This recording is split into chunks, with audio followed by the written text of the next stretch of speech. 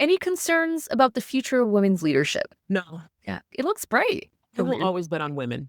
Yeah. I am bullish on women. I am bullish on anyone who has been set up in a system that can put constraints and stories around who they can be. And then they constantly find a way to disprove them, to work outside of them, to create more hyphens, to get out of the constraints, and to go find a way. I will bet on women.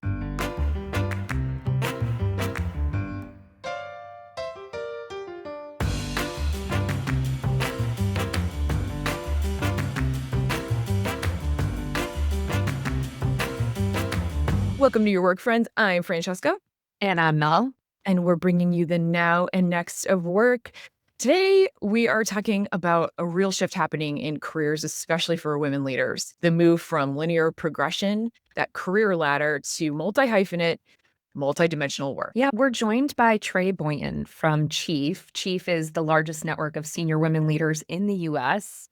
Trey has dedicated her decades-long career to creating change so that all people are valued and celebrated and able to offer their unique contributions. So this was just a really good conversation with her. She's the Chief Diversity and People Officer over at Chief.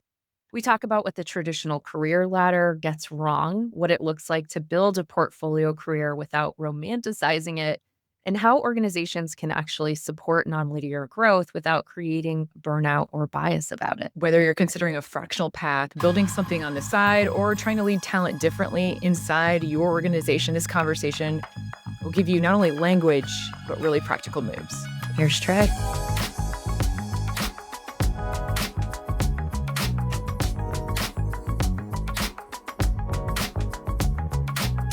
Trey, thanks so much for joining us today. We're super stoked to have you. I'm so happy to be here. Thank you. Thank you for having me. We're here to talk about the rise of multi-hyphenate careers, which is a very exciting topic. All right. I want to talk about Chief and what Chief is today. You guys have been around for a while. Yep. You put out research around women's ambition all the time and the multi-hyphenate woman leader. Yep. Tell us about that. I think it's a great question because, and before I can answer what we learned, let's talk about who we are and who we are for. We are for women leaders who come in all different ways. And it's the largest network of women leaders that exists across the country. We have 5 clubhouses and we are in all of our major geos, and really everywhere you can find a Chief. And so as an organization and a community of women leaders, one of the things that's really important is that we understand what they need and what they want. And so we did this body of research. And I grew up on a college campus professionally, and you always wanted to understand what the students' needs were. Even though they come through cyclically, you really need to get close to your people. And it's something I learned early in my career, and I apply it in everything that I've done since then. And we just also happened to have our new CEO, Allison Moore, join us at Chief. She's a year in, literally as of last week. And Allison brought in this mindset of member obsession. And so when you put those all together, you want to listen and learn from who is in your membership, who's in your community, who is a part of this network, and what are they navigating differently that we need to know about. And so that's what drove us to do this research. So we partnered with the Harris Poll to understand, what are we facing right now? What are we hearing from women? I think we have to be careful when we read consistent themes and headlines to understand what is the why behind what they're saying. And the thing that I love about this research is it's a reflection of what I think I know to be true in the circles that I'm in, professionally, personally, and across Chief. And so here's what we learned. 86% of women are essentially saying that they're more ambitious right now, than they were 5 years ago. And 92% of them are saying that they're energized by what's still to come. So just for those in the back row, not only am I more ambitious right now, I still think I have more to give. And that, I feel, is a real counter narrative to the bit of the doom and gloom that I hear around women in the workplace.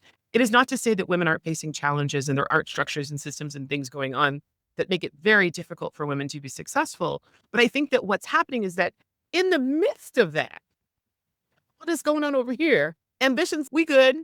I'm still going to grow. I'm going to be here. I'm going to be better. And so what we also learned is that the average senior woman holds 3 professional identities simultaneously.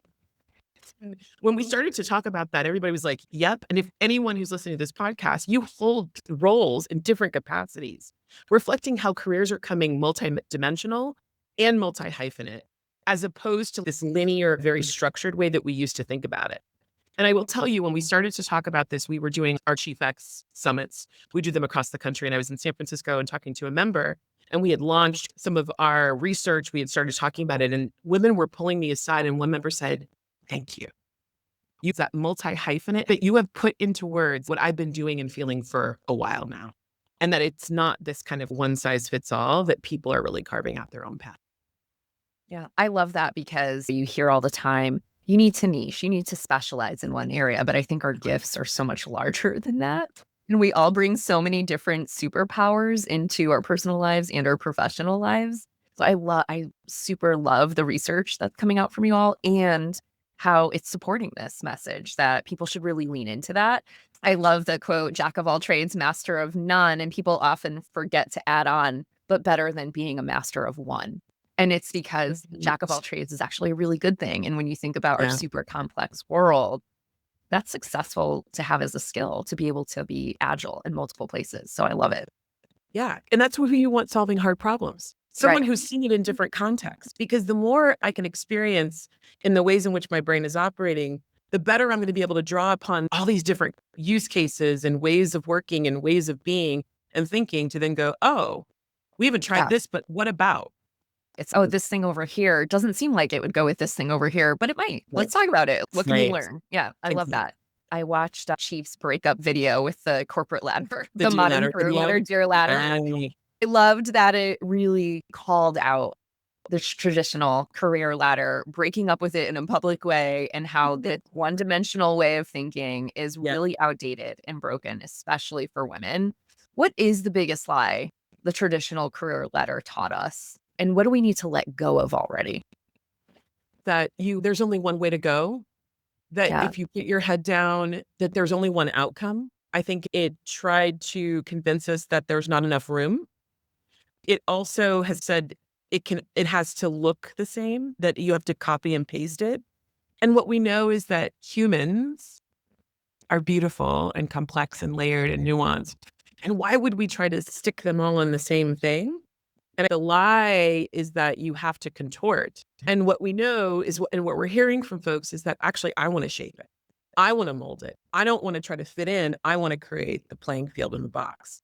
And that's what we're hearing from our members who are truly embracing all of their hyphenate-ness, is that I actually don't want to subscribe to that. Whenever we get told a story, you have to be careful about the source of that story. And you have to be careful about why you're being told that. Because if you just follow and get on the conveyor belt, it doesn't create any difference and you can just predict where things will go. What is beautiful is when you can actually get off and actually carve your own way. And you get to interrogate, do I actually want that? Because some people might want to have the thing that used to be or still might be considered the ladder. I'm in a C-suite position. This is where I want to be. I'm here because I want to be, not because I was told that I had to be. And I think that's the difference. Yeah.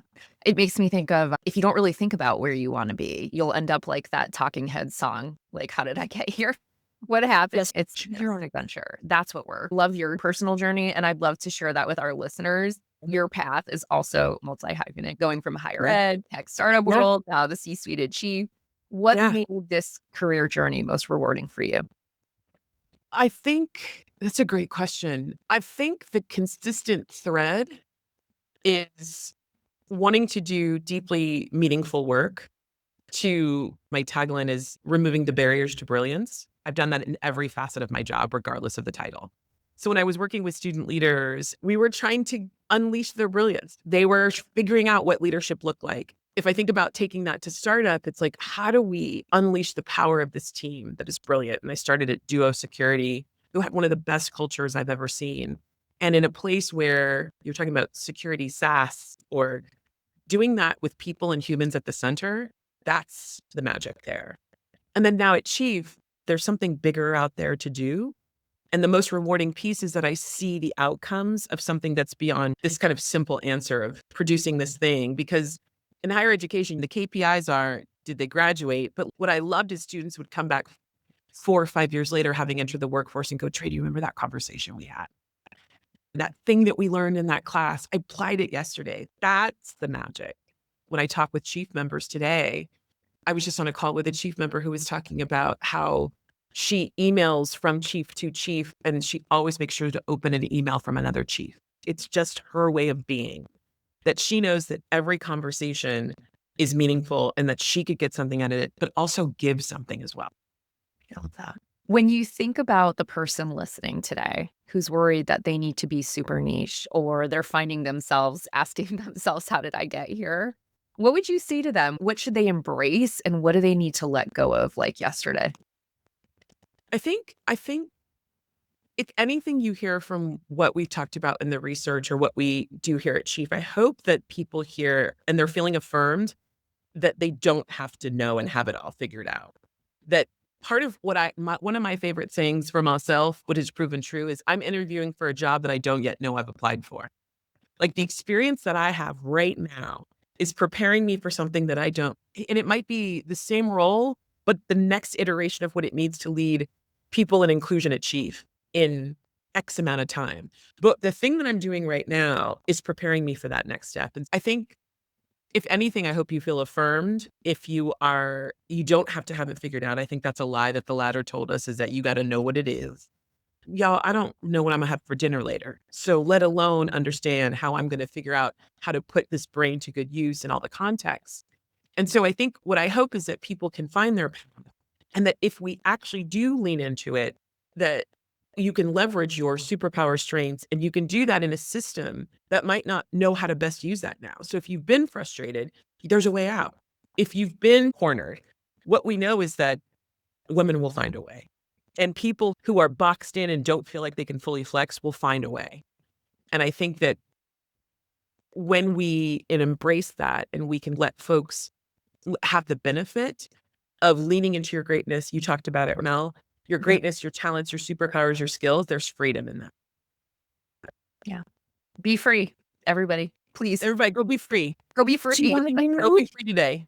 I want to talk a little bit more about like how you actually design to be a multi-hyphenate, and also organizationally, how do you think about embracing multi-hyphenate careers, and especially from this aspect of women. Mel and I have been watching the data come through for the last 3 to 5 years, the amount of women leaving the workplace for various reasons, choosing to, getting laid off, moving into consulting gigs. It's incredible movement. And that's not a value judgment positively or negatively. It's just movement. And it's really interesting to pay attention to. You've talked about the landscape becoming more and more gig, more fractional. We're seeing women build more and more businesses than we ever have before, which I personally think is super exciting. What should women know about this landscape and how it relates to kind of multi-hyphenate careers? Because I will tell you, there's not a week that goes by where I talk to at least 2 women who are sitting in corporate and they're like, I want out. I feel like there's just this simmering. What should they know? When you think about the landscape that's shifting, it's that there is greatness, go be free. We just talked about that. But that if your ambition is trying to find its place in a location, is where you put it and how it shows up is the choice and the agency that you have. And so when you talk about there's this feel, and I do it like this, there's this hum around women leaving the workforce, what they're choosing to do is to work for themselves, it's to work differently, it's to work in ways that meet where they are. And I think what that means is that we have to orient ourselves in our organizations to allow people to feel like they can do that. So if it's in an organization, like I said, that gig mentality, what are the best ways in which we do that? How do you have your smartest people, instead of overloading them with work, why don't you have them put their highest and best use in your organization? If you're thinking about what this landscape means and maybe you're going to make a leap, the thing that I've always said is that the grass isn't greener, the grass is just grass. You're going to have to tend to it. The grass that I have right now, I know where the pothole is. I know where the pitfalls are. Like I know I have to water over here because it's more shady. It's not that this grass is going to be more easy to use. It's just going to have different stuff. And so the more you can educate yourself about what the shift will be, because we have women who are moving in all directions. There are some who are leaving organizations and going out on their own. Some who are saying, I've been on my own and I want to get into an organization knowing what I know now. All you got to know is it's grass.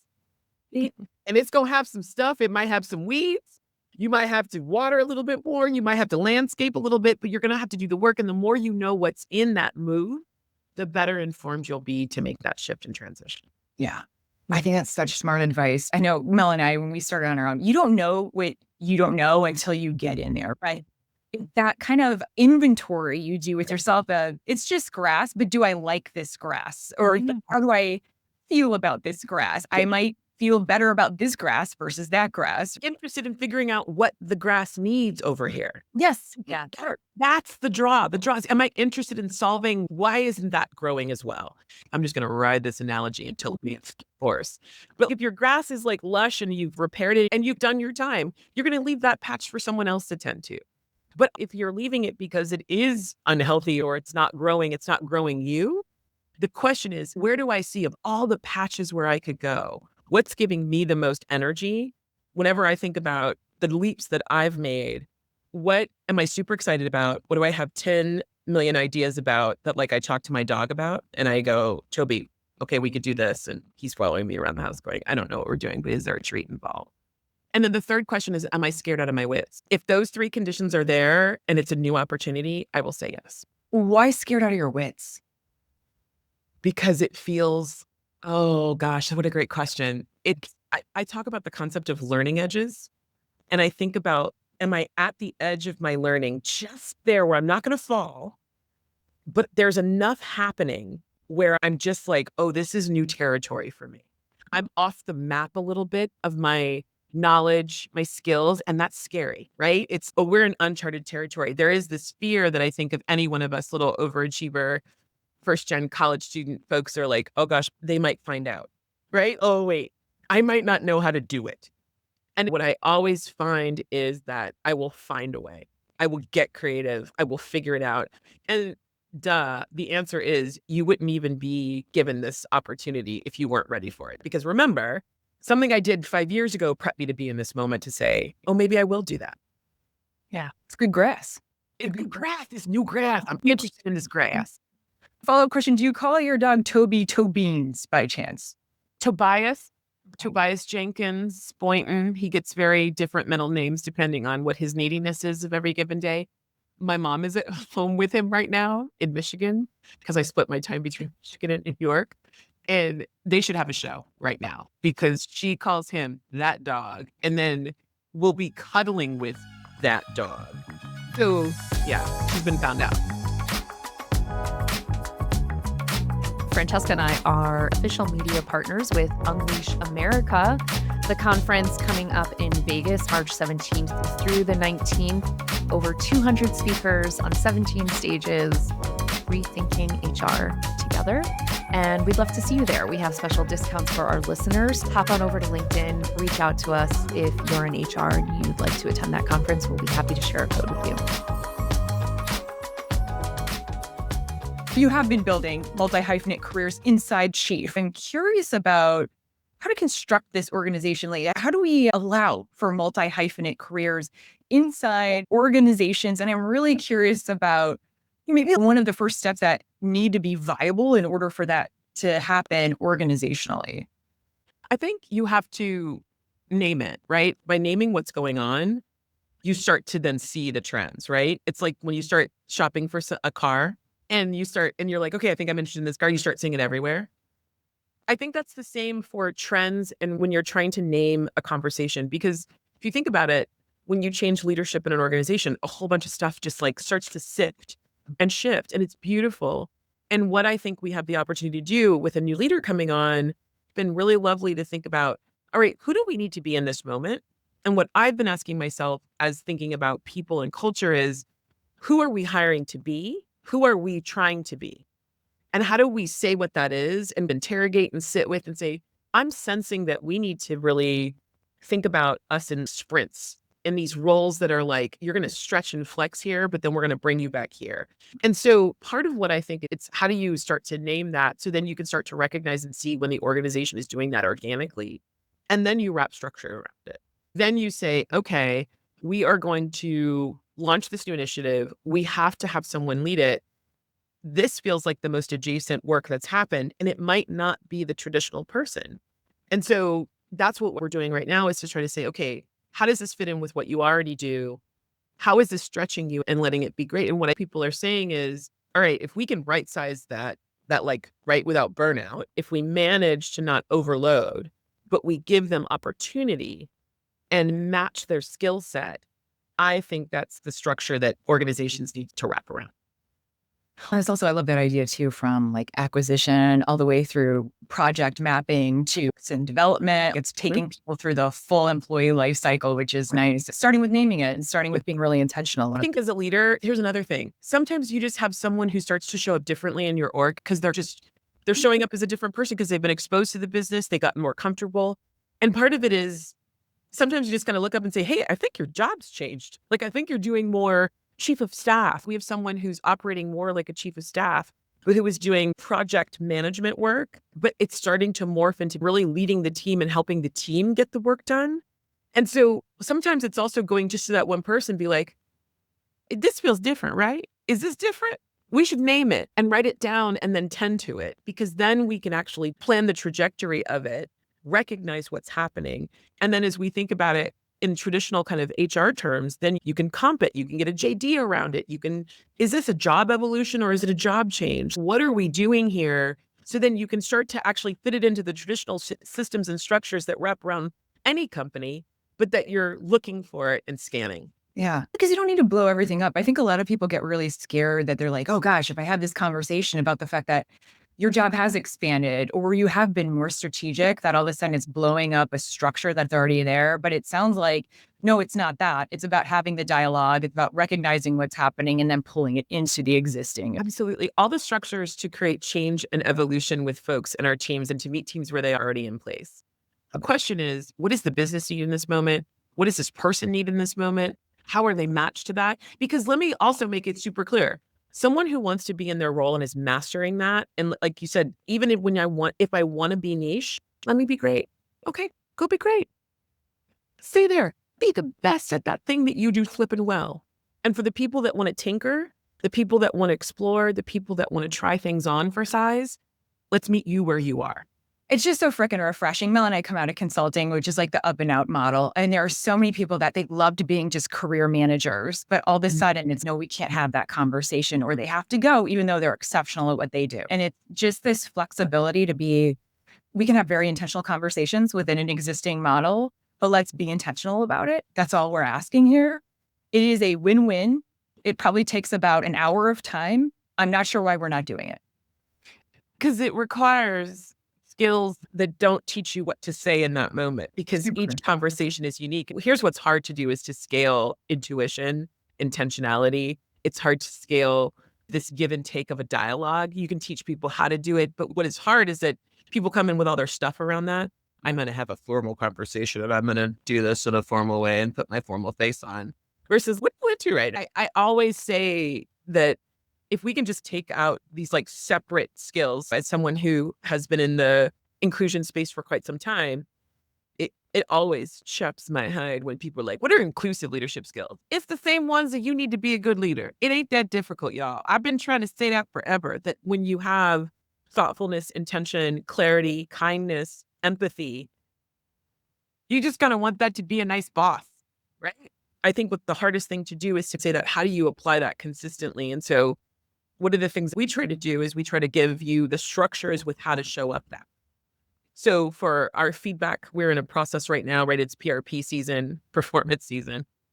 Everybody, one shout out, one up for all my people leading performance.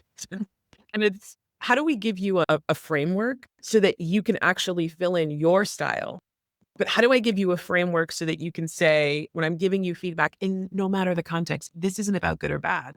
It's just to say, here's how you do it. Here's how you open up some curiosity in that moment to understand what they were thinking, because you want that. You actually want to be curious in front of your team. You want to ask what their intention was so that you can talk about the impact. Because when it's good, you want to replicate it. And when it's not great, you want to say, all right, how do we shift? Where do we move? How do we reframe?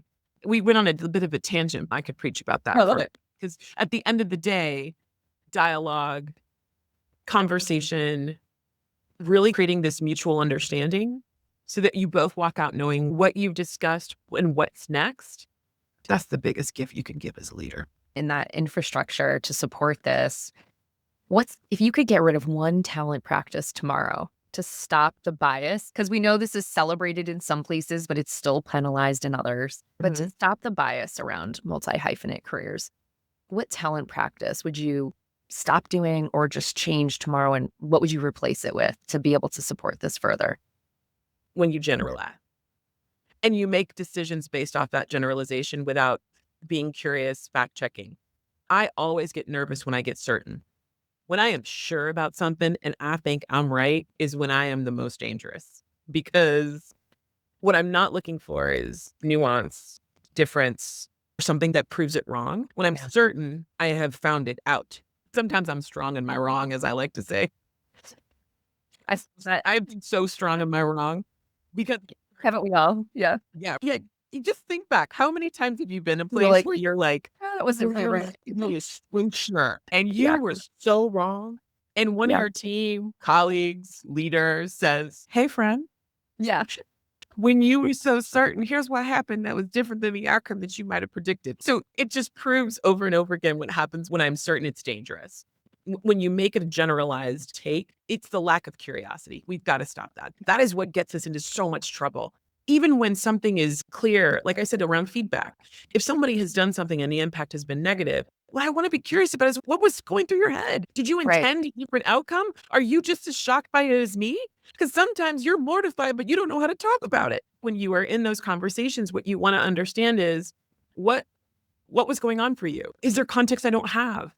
When we generalize and make decisions based on those generalizations without fact checking with people, that makes me nervous.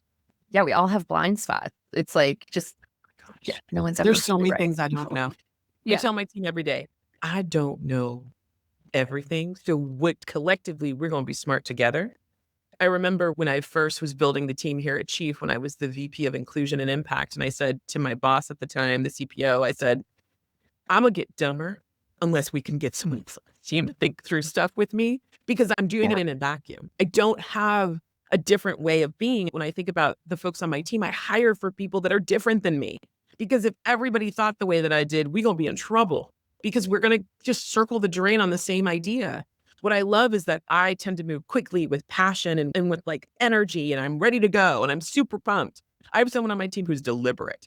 I'm sure I drive Dota absolutely to distraction. But the great thing is she's so good about slowing me down. That's the piece that's critical, because I don't know what I don't yet not know. Like, I just don't know what I don't know, but it's going to find me. Guess what? That spot that you cannot see, the unknown, will find you. I guarantee it. At some point, you need that string to your balloon. You do. Oh, yeah, that's perfect.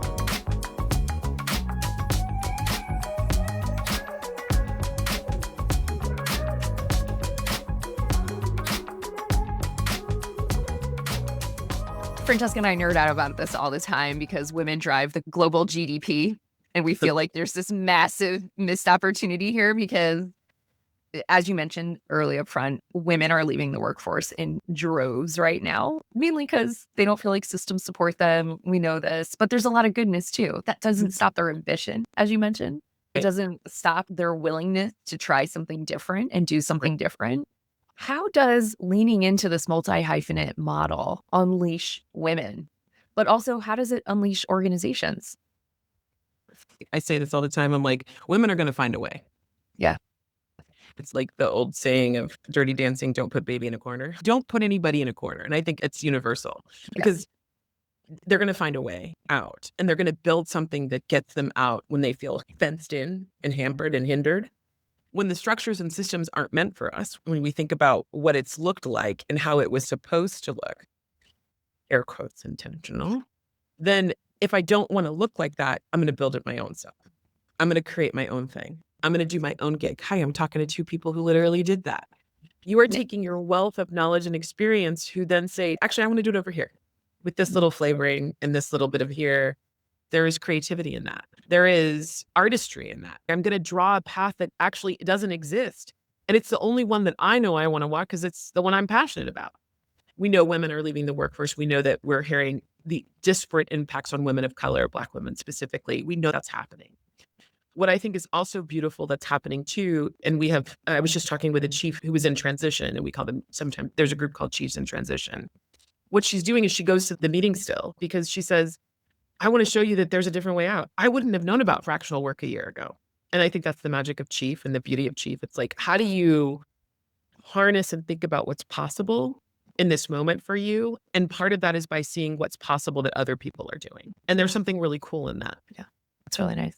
What's the most common trap high performers fall into when they try to go nonlinear in their career? What's something like you're like, this is a common pitfall, avoid it? I think it's the grass piece. What is beautiful is that, like at Chief, you can talk to anybody who's in the field that you want to go into. There's someone representing what you're trying to do. Right. And then you can go be like, hey, what you doing on a day-to-day basis? Like, how are you as a founder? What is your biggest kind of pitfall? What are you trying to navigate? What keeps you up at night? And you can learn that before you go do it. You can talk with people who are doing that before you leap. You need to research or kind of just conversations to then know, okay, once I have this kind of grasp of it, I'm going to make the leap. And you might need more than one conversation. It might need to be a little time. You might need to look at it in different ways. You can't not do research. I think you want to go in. And at this level, the good news is most often the people that are trying to do this are great in other ways, and they're doing that due diligence. But I get that assumption of it'll just be easier. No, it's just different. Yeah. Also, lean into your community. Like, you don't have to be alone. Like, community is everything. That was also in the Harris Poll research. So what I loved, I think it was in the high 90s, and I wish I had the number off the top of my head, but just know it was good, was that when we're in other communities, I feel more ambitious. That the thing that helps my ambition grow is when I'm around other ambitious people. Like I think about it like being in the water for too long, your fingers get pruny. Like you're just in the cheap water. You're going to get ambitious by default because it's in the air. It's just around you. When you see it in others, it ignites your own. And that's what the poll did prove to be true. When I'm around other ambitious people, I feel more ambitious. I'm wondering, like in the next 30 days, if someone's interested in exploring their own multi-hyphenate, what's one action that they could take as an individual? You have to name it and own it, right? Remember when you speak it into existence, it exists. And it's basic but obvious in a way to then make the playbook for how you're going to do it. You do that for work all the time because you got a project you got to deliver. There's a plan, there's a timeline, there are actions you need to take, there's a checklist. You look out ahead and you go, here are the steps that we get to launch. Why not do that for yourself? Why not? So the playbook is to make a playbook for you. It's not rocket science, but it also is this thing of like, how do you action? And what are the key milestones that you're going to get? Like we have milestones in our work. We have KPIs. There's something that says, I will know I've made progress when. Yeah. And I also think like you driving that work as opposed to thinking your company is going to drive that work or somebody else, like no one else is going to own your career but you. So the thought of you're driving it, you're putting it out there. That's your conversation. I love that. And how much power is in that? I'm not going to let someone decide for me. I'm going to decide for myself because you might get something that might surprise you coming down the pipe. An org change might happen. You might get offered a great role. The question is, are you ready to have the conversation? And are you having the conversation with yourself to say, okay, do I want to do this? If this were to come down the pipeline and you might not know what it is, but will I stay at this company? Does this feel good for me? Do I want to stay in this current work stream? Is the expertise I want to hold? Or might there be something else? To have that conversation before it's in the moment will equip you so much better than if you're reacting. We know this, y'all. If I am reacting to something, I'm trying to process live, think through it. But if you're doing that as a practice, as you're thinking about what does it mean to add another hyphen to my name, you're ready as it comes with just a little bit of intention. Yeah. As someone that has accepted roles because they were sexy and they were a promotion, but absolutely not the grass that I wanted, please believe Trey when she talks. Thank you. Okay. One last question on this part. Let's say I'm a manager of a team inside an organization, and I really want to encourage people to think about their multi-hyphenate, just flipping it from the manager perspective, anything that they can do to encourage their folks to think about the multi-hyphenate, make it happen for them. You can use that word, but just figure out how people are thinking about their careers. Technical term here, yeah. This is a term that I think we're talking about as an organization achieve. But like, also make it accessible. Don't make this hard. Yeah, we have a tendency to do in the H of the R is to make it, sometimes simple stuff can get really complex. Let's just keep it simple. Have a conversation as you think about your time here. What would keep you energized? What would keep you really gunning here? What gives you joy? And I should know that already as a leader, because I should be knowing what their life looks like outside of work to the extent that makes sense and comfort for folks. But I should also know that it feels like I saw you in that meeting. And when you're recognizing people in flow or in like their brilliance or in their bag, however you want to call it, when someone is doing their thing, how do you both say, that meeting was dope? What was going on for you in that? And how do we get you in those places more? It's the continuous feedback that we should be giving our teams as leaders anyway in our one-on-ones. Like, I know what I'm not good at. I know that project management is not my bag, baby. It's not that I can't do it. I just need a lot more naps when I go home. Because she used all of her little gray cells to do that. Because I'm iterative. I'm organic. I like to be in the moment. Now, I know I also need to do chores and I need to sign things and I need to follow processes. But when I do that, I know my brain just needs to have a little offshoot. And when I'm not in my bag, I need to recognize that because that's also a signal of what I don't want to do. So me getting Six Sigma training, y'all, it's going to be a slog. She's not going to enjoy that. But when I am thinking about what we're doing to extend our impact, to think about leaning into our mission at Chief, what does it look like to leverage the power of possibility, as our mission says, like that, ooh, give me snacks. I want to just get in there.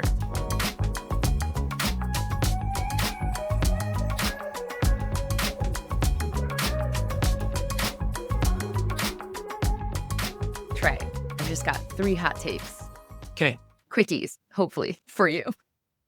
I'm not doing good with quick hot takes. I tend That's to. okay. We could go further. It's totally fine. Any concerns about the future of women's leadership? No, Yeah, it looks bright. I will always bet on women.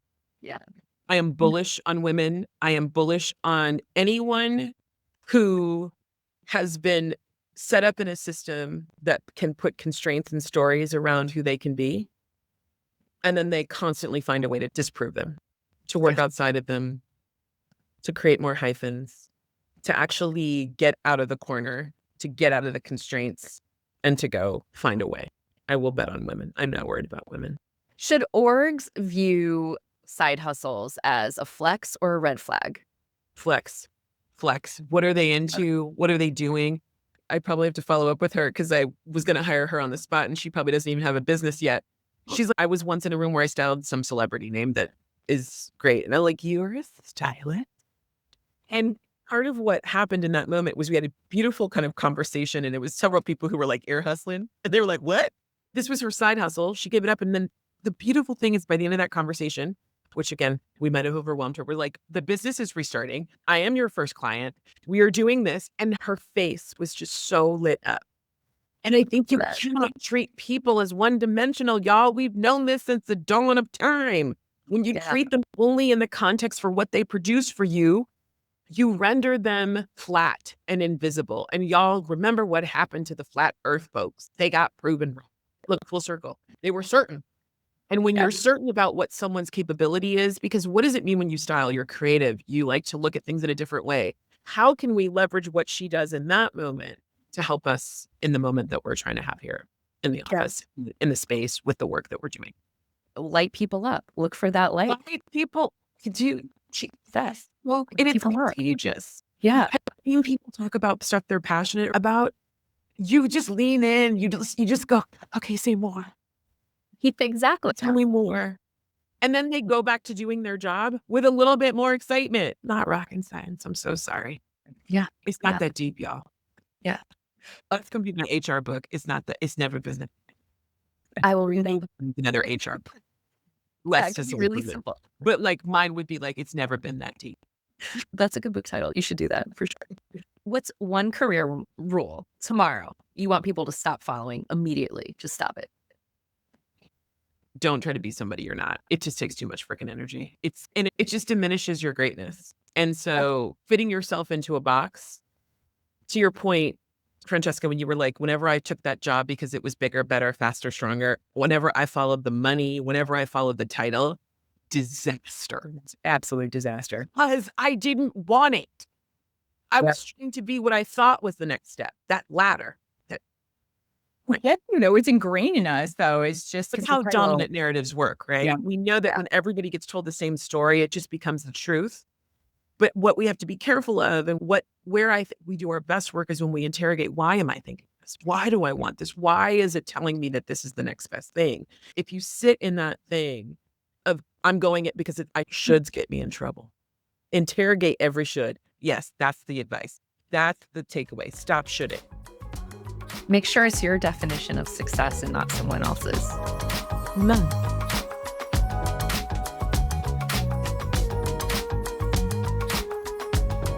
We like to do a rapid round. These are meant to get to know you a little bit personally or get your opinions on things, short, quick answers, but sometimes they end up being really interesting conversation. Are you ready? I am ready. All right. It is 2030. What's work going to look like? I don't know if you heard about this thing called AI, but what I think we're not talking about that I think needs to be partnered with that conversation is how do we value the people and the things that make us most human? So as we get more artificial, how do we center also in our humanity? And honestly, if we keep raising the bar, like AI is going to do so much and keep doing this and it keeps getting higher and higher without redefining what it means to have healthy human relationships, because there's people that are talking and chatting with the AI, that are engaging with the AI. If we're not talking about the human leadership and what it looks like in this moment, then we've missed the point. And I always get nervous when tools drives outcome. Phone, email, internet, all the things, and now AI, people still matter at the end of the day. This is why I think relationships and humanity need to be at the center of these conversations. And that if we don't do that, if we just center on efficiency and productivity, we will start creating some false narratives, and that makes me nervous. So let's center in our humanity. That's what 2030 should look like. Beautiful. Couldn't agree with you more. Could not agree with you more. I'm at the point where I'm like, can we just unplug it? I think we're good. I don't think that's yet. We could just start it off. Really? Yeah. What's one thing about corporate you'd love to see die already? Y'all, I think we should stop giving more things to the best people on our teams. So like we give our star performers, they're great. Let's give them more. Y'all, we have to really make sure that we are not burning out our best team and ignoring the signs and signals. And when we talk about things like AI, we have got to say, oh, they have just unlimited capacity. We need to get rid of that narrative because they're already good. Let's just give them more. We got to get rid of that. We got to right size that. Yeah, it's a super important point. The whole idea of let's reward you with more work and not here's gonna stress you out. Gonna stress you out, make you sad, make you a little bit angry with me, but I still think you're great. It's just. But wait, there's more. Yeah. What's the greatest opportunity you think organizations are actually missing out on in this moment? What I'm really excited about, and this is, it's no surprise that I'm a chief, but like, how do we support people's full ambition? And what I mean by that is that we've already figured out like job shadowing and we've figured out rotational work, but like, how do we institute and inculcate a kind of mindset of gigging within the workplace? And I'm super excited to see what's there. I haven't figured it out. Maybe when I do, I'll come back and tell you.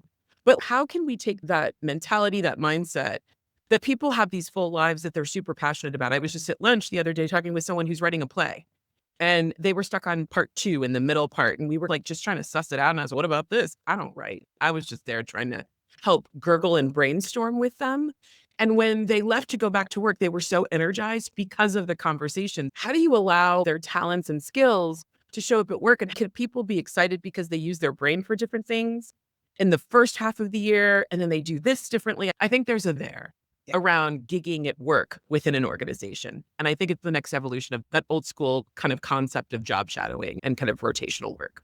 Yeah, I'm here for it. I'm absolutely here for it. Trying. I'm slightly ADHD, so I'm very here for it. When you think about it from an inclusion lens, which is also the lens in which I think about it, let's allow people to be brilliant in all the ways that they show up and meet that brilliance where it sits. Absolutely. All right, we're going to flip to some personal stuff. What music are you listening to right now? Y'all, she just won a Grammy. I know she's everywhere, but I don't care. Olivia Dean can do no wrong. That album is speaking to my spirit right now. And so I think Olivia Dean is on my playlist, much to the chagrin of my daughters. She's over it. And Gregory Porter is like the soothing, velvety, it's like the best sweater you've had your whole life. And it's in the form of music. Recommendations. What are you reading? I'll do a personal and I'll do a professional. And it's a fantasy novel written through the lens of West African mythology. And it's called Children of Blood and Bone by Tomi Adeyemi. And it is fantasy, young adult, deliciousness, so good and so brilliantly written. And the audiobook is dope because the voice actor is just unreal. And that's my personal choice. And then The Devil Emails at Midnight, what good leaders can learn from bosses. It's like part coaching, part therapy, part like story, and all wrapped up in this beautiful storytelling. And it's a beautiful reflective moment to think about your leadership that you've both received and you've given. So it's a great read by Great Nita read. Malik. She's dope. She's brilliant. I love her. Great choices. What about, who do you really admire? I used to work on a college campus for a large part of my career before I made the leap to corporate. And we used to have guest speakers all the time on campus. I always loved people who were brilliant, but also really funny, like tongue in cheek, witty, quick. Maya Angelou came to campus many times at the University of Michigan, go blue. And she was so flippin' funny. Ruth Bader Ginsburg was also really flippin' funny. They were hysterical, like hold your belly funny. And I think some of our smartest people are also funny. And as someone who values humor, and I think we need to bring that into the world of HR, given all that we're navigating. And so Maya Angelou would be my person, but not for the reasons that are obvious. Her talent is unparalleled, but it's the fact that she was so flippin' funny. Yeah. It's funny because I read her as very quick, but belly laughter, and I love hearing that. I'm going to look for clips of that. There's an intelligence that comes with humor, right? What's a piece of advice you'd love everyone to know?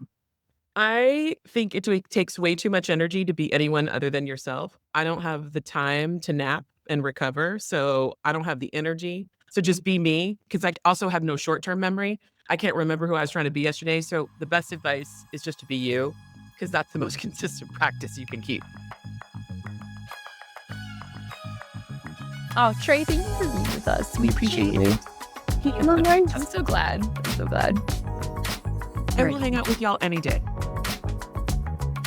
If you haven't been listening for a while or catching up or you're new here, we launched a newsletter. If you want one meaty, insight-driven email a month where we share frameworks that you can implement for yourself, for your team, for your org, sign up over on yourworkfriends.com and you can listen to the pod every Tuesday. We drop new episodes. So check it out and subscribe, leave us your feedback, and reach out to us at friend@yourworkfriends.com. Bye, friends.